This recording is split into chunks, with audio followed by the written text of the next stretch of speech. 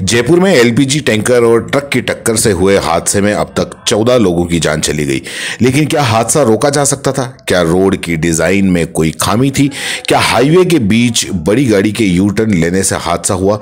क्या लोग ट्रैफिक नियमों का पालन कर रहे होते तो आग की चपेट में आने से आम लोगों की जानें बच जाती?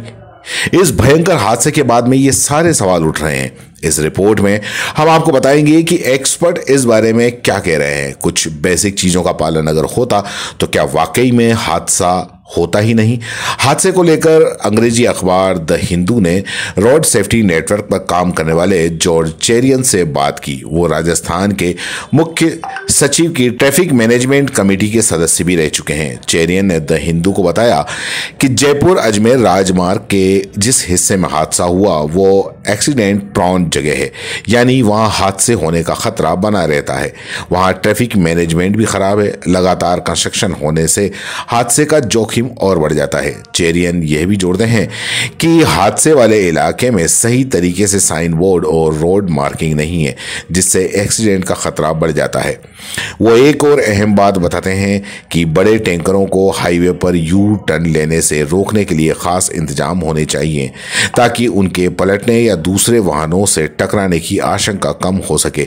वहीं एक और रोड सेफ्टी एक्सपर्ट डॉक्टर प्रेरणा अरोड़ा ने द हिंदू को बताया कि हादसे वाले चौराहे पर खंभों के जरिए रोशनी का कोई इंतजाम नहीं है। सर्दियों में पहले ही विजिबिलिटी कम होती है, लाइट नहीं होने से वो और कम हो जाती है। यहाँ तक कि मोड़ पर किसी तरह का कोई रेडियम रिफ्लेक्टर या सिग्नल मार्क नहीं है।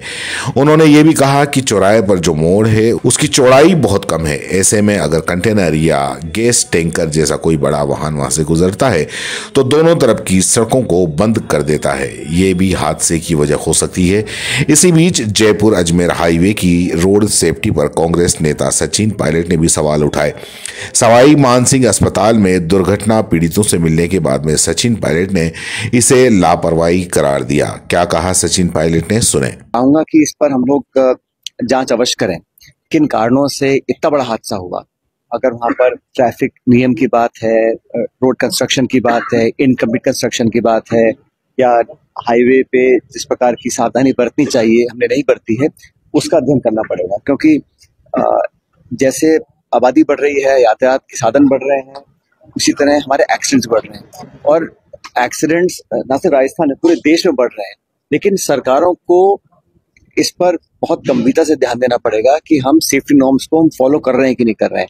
हम हाईवे बना रहे हैं, national highway, state highway, MDR बन रहे हैं, सड़कें बन रही हैं, गाड़ियां लाखों बिक रही हैं।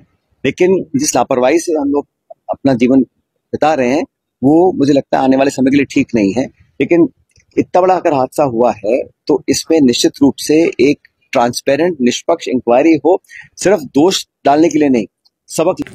आपको बताते चले कि राजस्थान के जयपुर में 20 दिसंबर की सुबह करीब 5:30 पर भयानक हादसा हो गया। घटना जयपुर अजमेर हाईवे की है। ट्रक आपस में भिड़ गए और एक ट्रक में एलपीजी, एक टैंकर के अंदर एलपीजी भरा हुआ था। इसी वजह से बड़े इलाके में आग लग गई। अब तक 14 लोगों की जान जा चुकी है और करीब 40 लोग घायल हैं।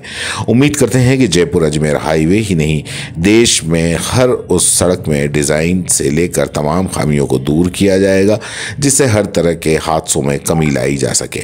आपका क्या मानना है इस हादसे को लेकर? नीचे कमेंट बॉक्स में ज़रूर लिखें।